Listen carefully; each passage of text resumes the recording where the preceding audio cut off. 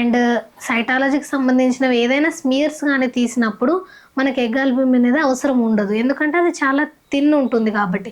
Thyroid నుంచి and fluids, body fluids అన్నీ కూడా మనము ప్రిక్ చేసి FNSC, fine needle aspiration cytology FNSC చేసి తీసినట్లయితే లిక్విడ్ అనేది చాలా పలచగా మనము స్లైడ్ పైన స్ప్రెడ్ చేస్తాము. కాబట్టి అప్పుడు ఎగ్ ఆల్బుమిన్ దానికి స్ప్రెడ్ చేయాల్సిన అవసరం లేదు. అది ఎట్లాగో ఫిక్స్ అయిపోయి ఉంటుంది కాబట్టి.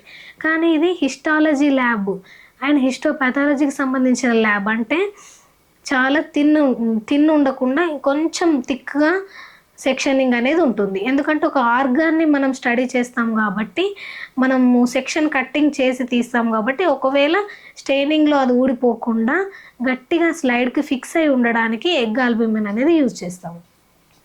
సో మనం ఈ ప్రాసెసింగ్ తెలుసుకున్నాం కదా, ఎలా చేస్తాము. 5 స్టెప్స్ ఉంటుంది ప్రాసెసింగ్‌కి. ఒకసారి